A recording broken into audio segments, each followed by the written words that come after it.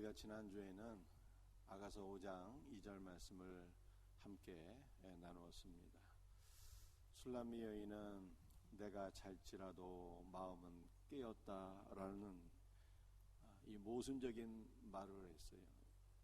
우리가 이 말의 의미를 바르게 해석하기 위해서는 가장 유사한 사례를 통해서 이해를 해야 되는데, 마태복음 26장 41절에서 예수님께서 제자들에게 말씀하시기를 시험에 들지 않게 깨어 기도하라. 마음에는 원이로되 육신이 약하도다 라고 말씀하셨습니다. 여기서 말씀하고 있는 마음은 우리가 알고 있는 그 마음이 아니에요. 성령께서 간절히 원하신다는 거예요. 마음이 원한다는 것은 또한 성령의 역사로 말미암아 거듭난 우리의 영혼도 간절히 원한다는 것입니다. 무엇을 원한다는 거예요? 깨어 기도하는 삶을 간절히 원한다는 거예요. 그러나 육신이 약하도다 라고 말씀하셨는데, 이 육신이 약하다라고 하는 것은 몸이 약하다, 건강이 안 좋다라고 하는 뜻이 아니라 인간의 육신의 의지는 너무나도 연약해서 깨어지기 쉽다는 거예요. 그러므로 육신의 주체가 되어서 자신의 의지로 무엇인가를 해보고자 하는 자는 반드시 기도 생활에 실패하게 된다는 뜻입니다. 성령과 생명의 주체가 되어서 우리의 영혼을 지배하고 이끌게 될 때 우리는 깊은 기도의 삶으로 나아갈 수가 있어요. 내가 주체가 되는 삶에서 성령과 생명의 주체가 되어서 우리를 이끄시는 복된 삶으로 나아갈 수 있기를 주 예수의 이름으로 축복합니다. 그러므로 아가서 5장 2절의 말씀을 다시 해석하게 되면, 내가 잘지라도 마음이 깨었다는 말씀은 성령으로 거듭난 신자일지라도 여전히 내가 삶의 주체가 되어서 살아가면 영적인 잠에 빠져서 나태하고 게으르게 된다는 뜻입니다. 그러므로 우리가 영적 잠에서 깨어나기 위해서는요, 그리스도께서 우리의 삶의 주체가 되어 주셔서 우리를 인도해 주셔야 되는 거예요. 주 예수여, 우리의 마음의 문을 활짝 여오니 우리의 마음속에 임재하여 주셔서 우리의 마음의 보좌에 좌정하시고 우리를 이끌어 주옵소서. 내 삶의 주체가 되옵소서. 기도하며 주님의 인도하심을 받는 성도들이 되시기를 예수님의 이름으로 축복합니다. 오늘은 전체가 사랑스러우신 그리스도라는 제목으로 말씀을 나누겠는데요, 세 가지 말씀을 우리가 살펴보겠습니다. 첫 번째는 신성과 인성을 지니신 예수 그리스도예요. 아가서 5장 10절 말씀입니다. 같이 읽겠습니다. 내 사랑하는 자는 쉬고도 불고 많은 사람 가운데 뛰어나구나. 내 사랑하는 자는 예수 그리스도예요. 그분은 쉬고도 붉은 분이래요. 그런데 이 붉다라고 하는 단어가 히브리어로 아담이에요. 아담. 그리고 이 아담은 아담과 하와 할 때 그 아담입니다. 그리고 아담의 뜻은요, 사람이라는 뜻이에요. 그래서 내 사랑하는 자가 붉다라고 하는 것은 예수님께서 완전한 사람이시며 그분이 우리와 동일한 인성을 갖고 계신 분이다, 이러한 뜻입니다. 그런데 그 앞에는 뭐라고 얘기하고 있어요? 내 사랑하는 자는 쉬고도 붉다, 쉬다 이렇게 말씀하고 있잖아요. 이 쉬다라고 하는 말씀은요, 그리스도의 신성을 가리키는 것입니다. 그래서 누가복음 9장 29절 말씀을 보게 되면 예수님께서 변화산에 올라가서 제자들과 함께 기도하실 때에 용모가 변화되고 그 옷이 휘어져 광채가 나니라 말씀하고 있어요. 기도하실 때 용모가 변화되고 옷이 휘어지고 광채가 뿜어져 나왔다라고 하는 것은 예수 그리스도의 신성과 영광을 보여주는 것입니다. 그러므로 내 사랑하는 자 예수 그리스도가 시고도 붉다라고 하는 것은 바로 예수님은 신성과 인성을 지니신 분이다 라고 하는 뜻이에요. 우리 예수님은 영원 전부터 하나님이신데 그분이 우리와 동일한 사람이 되셔서 인성을 취하셨다라고 하는 것은요, 복음 중의 복음입니다. 신약성경 히브리서 2장 14절 16절 말씀을 같이 읽어보도록 하겠습니다. 자녀들은 혈과 육에 속하였음에 그도 또한 같은 모양으로 혈과 육을 함께 지니심은 죽음을 통하여 죽음의 세력을 잡은 자 곧 마귀를 멸하시며 이는 확실히 천사들을 붙들어 주려 하심이 아니요 오직 아브라함의 자손을 붙들어 주려 하심이라. 인간은 혈과 육신을 갖고 있는 존재입니다. 그런데 우리 예수님은 영원한 하나님이신데 그분이 우리의 혈과 육에 참여하셨어요. 예수님께서 혈과 육에 참여하셨다는 것은 그리스도의 성육신을 가리킵니다. 그리스도께서 성육신하신 목적이 무엇입니까? 죽음을 통하여 죽음의 권세를 잡은 자 마귀를 멸하시기 위하여 성육신하셨대요. 그런데 예수님께서 혈과 육을 지니셨다라고 하는 이 말씀은 단순히 성육신하셨다라고 하는 의미만 있는 것이 아니에요. 예수님께서 혈과 육을 지니셨다라고 하는 것은 그분이 우리와 동일한 인간이 되고 우리와 동일한 인성을 취하셔서 우리가 혈과 육으로 경험하는 모든 문제를 그분이 다 경험하셨다는 뜻이에요. 우리가 고통당하고 우리가 아파하고 우리가 슬퍼하고 우리가 경험하는 모든 문제를 주께서 다 경험하셨다는 뜻입니다. 그래서 예수님은 우리가 아파하고 고통당하고 문제 가운데 신음할 때 우리를 긍휼히 여기시며 우리를 붙잡아 주시는 분이에요. 우리가 고난 가운데 아파할 때 좌절하지 아니하도록 쓰러지지 아니하도록 능력의 손으로 꼭 붙잡아 주시는 분입니다. 우리가 승리하고 성공할 때 우리와 함께 기뻐하시면서 그러나 우리가 교만하지 아니하도록 우리를 꼭 붙잡아 주시는 분, 그분이 바로 예수님이에요. 무엇보다 주님께서 우리를 붙잡아 주신다라고 하는 것은요, 도와주신다는 뜻이에요. 우리는 혈과 육을 갖고 있어서 즉 연약한 존재이기 때문에 우리의 힘으로 해결할 수 없는 일들이 너무 많이 있어요. 나이가 들면 아프지 않은 것이 없습니다. 건강의 문제, 그리고 자녀의 문제. 자녀의 문제를 우리의 힘으로 해결할 수 있겠습니까? 죄와 내세의 문제, 직장과 사업장과 교회 안에서의 모든 사역들, 우리의 힘으로 감당할 수 없는 일들이에요. 그래서 이 문제로 인해서 우리가 고민하게 될 때 주님은 우리를 붙잡아 주시는데, 우리를 붙잡아 주신다는 것은 그분이 우리를 도와주신다는 뜻이에요. 그러므로 모든 문제 가운데 우리는 누구를 의지하며 살아야 되는 것입니까? 우리의 도움이 되시는 그리스도를 바라보고 그리스도를 의지하며 사시길 바랍니다. 그러면 우리 주님께서 우리의 연약함을 친히 경험하신 예수께서 우리를 긍휼히 여기시며 능력의 손으로 우리를 붙잡아 주시고 도와주실 것을 확실히 믿습니다. 이제로부터 영원토록 우리를 붙잡아 주시는 예수 그리스도만을 바라보고 의지하며 사는 복된 성도들이 되시기를 예수님의 이름으로 축복합니다. 우리가 두 번째 살펴볼 말씀은 만민 가운데 깃발을 드신 예수 그리스도예요. 아가서 5장 10절 말씀 다시 한번 읽어보겠습니다. 내 사랑한 자는 시고도 불고. 아멘. 이 앞에 것은 제가 이미 설명드렸어요. 내 사랑한 자 예수 그리스도는 희고도 불고 신성과 인성을 겸비하신 분이다 라고 하는 것을 말씀드렸습니다. 그런데 후반절을 보시자고요. 많은 사람 가운데, 이거는 1만 사람 가운데라고 하는 뜻이에요.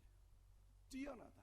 이 뛰어나다라고 하는 이 단어의 원어의 의미는요, 길을 세우다, 깃발을 들다 라고 하는 뜻입니다. 따라서 예수 그리스도는 만 명의 사람들 가운데 깃발을 드신 분이에요. 예수께서 만 명의 사람들 가운데 깃발을 든 분이라는 것은 우리가 기수이신 그분을 바라보고 그분에게로 모여야 된다는 뜻입니다. 이 아가서 5장 10절과 가장 유사한 말씀은요, 이사야서 11장 10절 말씀이에요. 이 말씀을 같이 한번 읽어보도록 하겠습니다. 그날에 이새의 뿌리에서 한 싹이 나서 만민의 기치로 설 것이요 열방이 그에게로 돌아오리니 그가 거한 것이 영화로우리라. 종말에 이새의 뿌리에서, 이새의 후손 가운데서 한 싹이 나게 되는데 만민의 기치로 서게 될 것이요. 그런데 이 기치라고 하는 단어가 무슨 단어와 동일한 단어인가 하면 놋뱀이 매달린 그 장대와 동일한 단어예요. 여러분들 놋뱀이 매달린 사건 알고 계시죠? 이스라엘 백성들이 광야에서 원망하다가 불뱀에 물려 죽어가는데 살려주세요 애원하니까 하나님께서 살 길을 열어주셨잖아요. 모세야, 너는 놋뱀을 만들어서 장대에 높이 매달아라, 바라보는 자는 살리라 말씀하셨어요. 놋뱀이 달린 장대가 바로 기치와 동일한 단어예요. 그리고 놋뱀이 달린 장대는요, 바로 예수님의 십자가입니다. 그래서 종말에 이새의 뿌리에서, 이새의 후손 가운데서 한 싹이 나서 만민의 기초로 선다는 것은 예수님께서 이새의 후손으로 태어나셔서 세상 모든 민족을 위하여 십자가에 달리게 되리라 라고 하는 뜻이에요. 그리고 열방이 그에게로 돌아오리니, 세상 모든 열방이 장대에 매달리신 예수께로 돌아오게 되리라 라고 하는 말씀입니다. 이 말씀이 오늘 우리에게 성취가 되어서 오늘 우리가 십자가에 매달리신 예수님께로 돌아오게 되었어요. 여러분들, 돌아온다라고 하는 것은요, 그냥 돌아온다는 뜻만 있는 것이 아니라 예수님을 구하고 우리가 모든 문제를 예수님께 묻고 예수님을 철저히 의지한다는 뜻이에요. 그래서 우리가 십자가에 매달리신 예수께로 돌아와서 주 예수를 구하고 모든 문제 가운데 주 예수를 의지하며 주 예수를 물으며 그렇게 살아가는 복된 신자가 된 것입니다. 할렐루야. 살아가는 성도들이여, 참된 신앙생활이 무엇일까요? 참된 신앙생활은 우리가 이 세상 가운데 살아가고 있지만 이 세상을 추구하는 것이 아니라, 이 세상의 것들을 구하는 것이 아니라, 세상 가운데 살아갈지라도 날마다 주 예수께로 돌아가는 거예요. 주 예수 그리스도와 온전히 하나로 연합될 때까지 날마다 주 예수께로 더 가까이 나아가고 주 예수를 구하고 주 예수 그리스도와 온전히 연합되는 것이 성도의 신앙생활이에요. 그러므로 이번 한 주간 우리가 세상 가운데 살아갈지라도 날마다 주 예수께로 더 가까이 돌아가는 복된 은혜의 한 주가 되기를 예수님의 이름으로 축복합니다. 마지막 말씀을 보게 되면요, 그가 고한 것이 영화로우리라 이렇게 말씀하고 있잖아요. 그가 거한 곳이 어디입니까? 예수님 죽으시고 부활하시고 승천하셔서 하늘 보좌 우편에 앉아 계시잖아요. 그러므로 예수님이 거주하고 계신 하나님의 나라가 영화롭다는 거예요. 그러므로 우리는 이 세상에서 살아갈지라도 주 예수께로 날마다 돌아가며 주 예수께서 거하고 계시는 영화로운 하나님의 나라를 소망하며 살아가야 되는 것입니다. 할렐루야. 사랑하는 성도들이여, 예수님이 거주하고 계신 하나님 나라만 소중하다, 영화롭다라고 하는 뜻이 아니에요. 우리가 예수 그리스도께로 돌아가게 되면 주 예수와 하나로 연합되는데 주 예수와 하나로 연합된 것이 무엇입니까? 바로 교회예요. 교회. 그리고 교회는 두 가지 교회가 있는 거예요. 천상의 교회가 있고 지상의 교회가 있는 거예요. 천상의 교회는 새 예루살렘이에요. 그러므로 주님께서 거하신 곳이 영화롭다라고 하는 말씀은 지상의 교회가 영화롭고 천상의 교회도 영화롭다는 뜻이에요. 우리가 주 예수께로 돌아가게 되면 참 교회로 지어지게 되고 참 새 예루살렘으로 지어지게 되고 우리가 바로 영화롭다는 뜻입니다. 날마다 주 예수께로 돌아가서 우리가 거룩한 성전 새 예루살렘으로 지어지고 영화로운 새 예루살렘 영광의 교회로 지어지는 조성되는 복된 은혜가 저와 여러분들에게 있기를 예수님의 이름으로 축복합니다. 예수님께로 돌아가야 참 성전이 된다는 뜻이에요.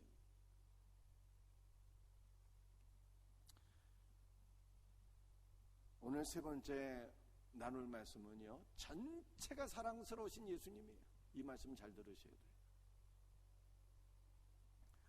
아가서 5장 16절 말씀을 다시 한번 읽겠습니다. 입은 심이 달콤하니 그 전체가 사랑스럽구나.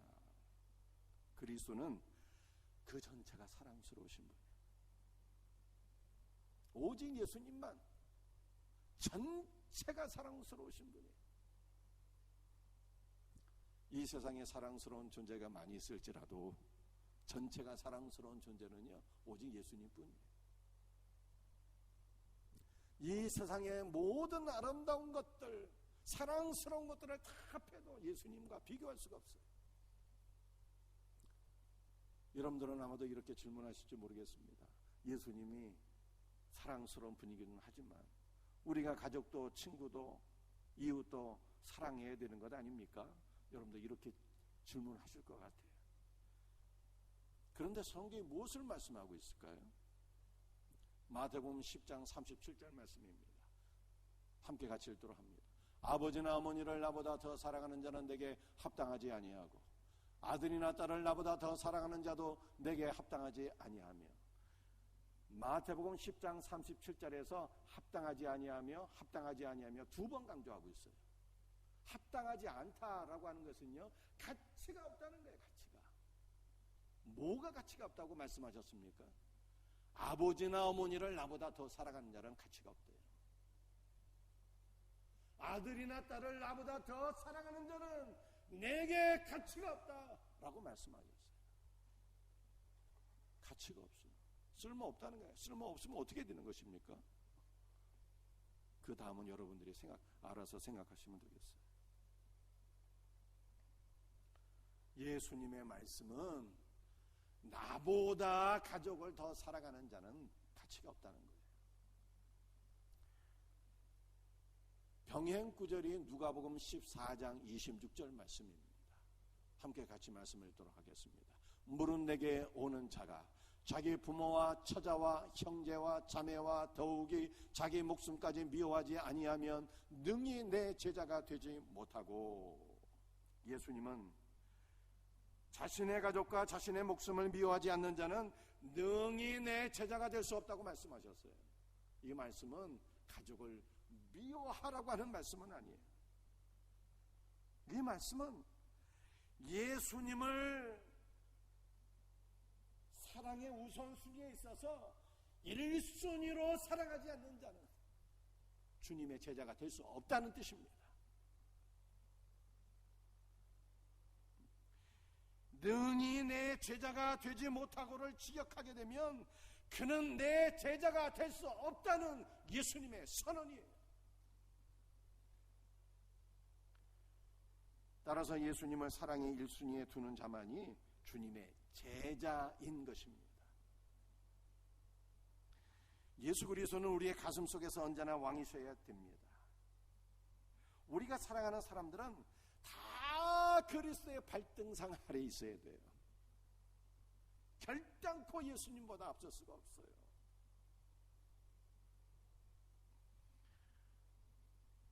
우리는 가족을 사랑하되 그리스도의 사랑으로 사랑해야 돼요. 그리스도의 사랑으로 사랑하지 않으면 두 가지 결과가 나와요. 무슨 결과가 나올까요? 첫 번째는요, 방치 또는 유기입니다. 방치는 돌보지 않다는 것이고 유기는 버린다는 뜻이에요. 그리스도의 사랑이 없으면 가족이라도 방치하거나 유기하게 돼요. 그리고 그리스도의 사랑이 없으면요, 가족이 우상이 되는 거예요.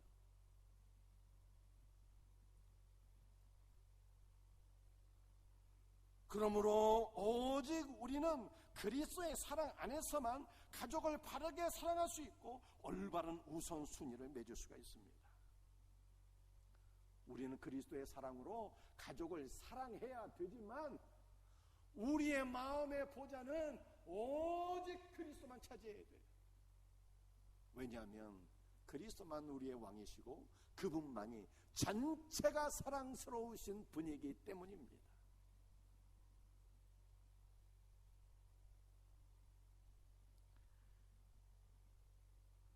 아가서 5장 16절에 그는 전체가 사랑스러우신 분이에요. 모든 사람들보다 뛰어나고 아름다워서 주 예수와 비교할 자가 없어요. 여러분들 성경 읽어보게 되면 많은 왕들의 얘기가 나옵니다. 가장 위대한 왕은 다윗이잖아요. 주변 모든 나라를 정복하고 공의로 나라를 통치했어요. 다윗만큼 예수님을 더 사랑하고 말씀을 사랑한 분이 또 어디 있겠습니까? 신앙의 모델이죠. 그러나 다윗 왕도 결점이 있었는데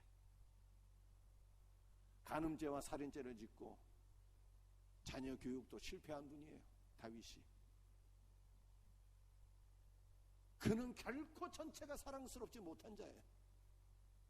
그러나 예수님은 그 어떠한 결점도 찾아볼 수가 없어요. 전체가 아름답고 사랑스러우신 분이에요.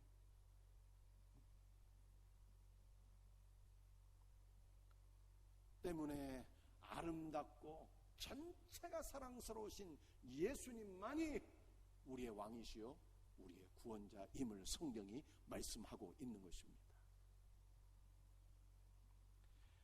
아무리 아름다운 사람일지라도 나이가 들면 아름다움이 사라지고 볼품이 없어요. 저도 젊었을 때는 꽤 괜찮았습니다.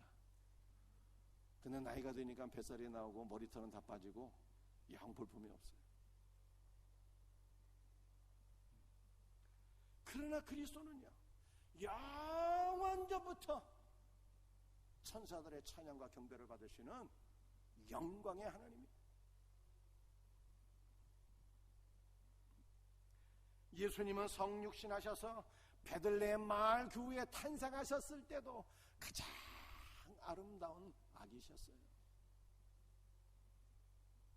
그분은 우리의 죄짐을 지고 십자가에 못 박히셨을 때에도 예수 그리스도 십자가에 달려 우리의 모든 죄짐을 담당하신 예수 그리스도, 그분은 그냥 은혜 그 자체, 사랑 그 자체예요.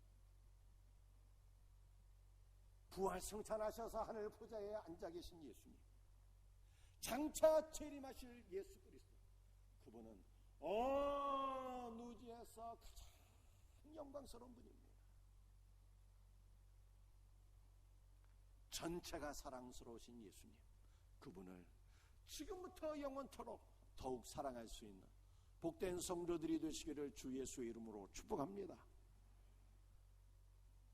여러분들, 우리가 어떻게 하면은 전체가 사랑스러우신 예수 그리스도를 더욱더 사랑할 수가 있을까요? 아가서 5장 16절에 비결이 다 나와 있어요. 입은 심이 달콤하니 라고 말씀하고 있습니다. 입이 심이 달콤하다는 것을 영어 성경 두 군데에서 조금씩 다르게 번역하고 있는데요, NIV는 그의 입, 그리스도의 입은 달콤함 그 자체다 이렇게 번역하고 있고요, 킹 제임스 버전은 그의 입은 가장 달콤하다 이렇게 말씀하고 있어요. 결국 그리스도의 입이 달콤하다는 거예요. 그리스도의 입이 달콤하다는 것은 두 가지 의미인데, 그리스도의 입에서 나오는 그의 말씀이 꿀보다 달콤한 말씀이라고 하는 뜻이에요. 그리고 꿀보다 더 달콤한 그 말씀을 통해서 그를 알아가게 될 때 우리는 그와의 사랑에 빠지지 않을 수 없다는 뜻입니다. 꿀보다 더 달콤한 그리스도의 말씀을 통해서 그를 알아가게 되면 우리의 마음속에 막 사랑의 마음이 충만해서 그의 입에 입맞추게 되는데, 비로소 입맞추게 되는데, 그의 입에 입맞추게 될 때 우리는 최고의 기쁨을 누리게 되는 거예요. 사랑하는 성도들이요, 교회에 나오면서 달콤한 은혜를 경험하지 못하고 기쁨을 누리지 못하며 신앙생활을 한다는 것은 비극이에요, 비극. 날마다 그리스도 안에서 달콤한 은혜가 충만하며 기쁨이 충만한 신앙생활을 해야 돼요. 어떻게 그렇게 할 수가 있습니까? 그의 입에서 나오는 꿀보다 더 달콤한 말씀을 통해서 그리스도를 알아가게 될 때 그리스도를 사랑하는 마음이 충만해지고 그리스도를 사랑하는 충만한 그 마음으로 그의 입에 입맞추게 될 때 우리는 이 땅에서 경험할 수 없는 지상 최고의 기쁨을 누리게 되는 거예요. 신령한 기쁨을 누리게 되는 거예요. 이 복된 은혜가 저와 여러분들에게 영원토록 충만하기를 예수의 이름으로 축복합니다. 주 예수는요, 전체가 사랑스러우신 분이에요. 우리도 주 예수님처럼 전체가 사랑스러운 존재가 되면 얼마나 좋을까요?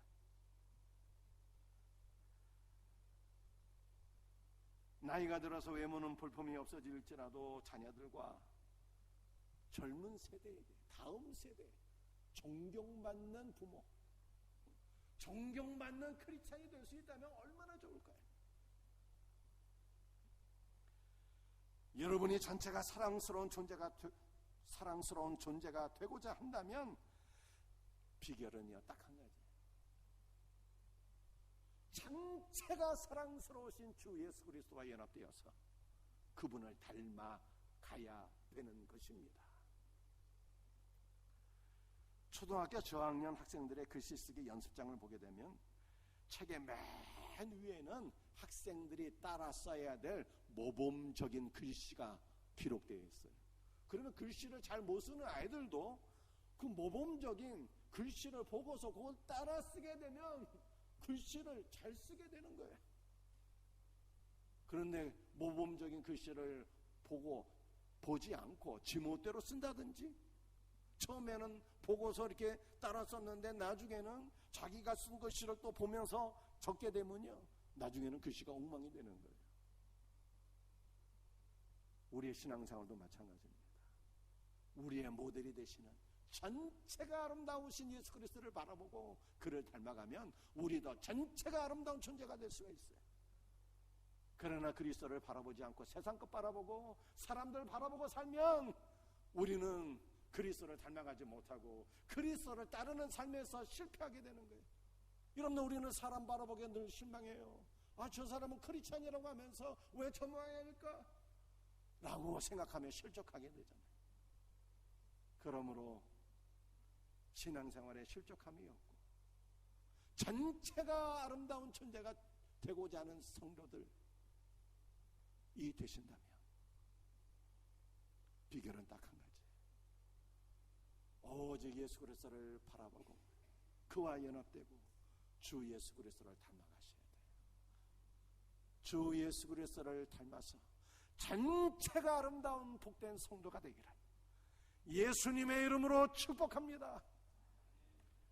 오늘 세 가지 제가 말씀을 드렸어요. 예수님은 신성과 인성을 아울러 지니신 분이에요.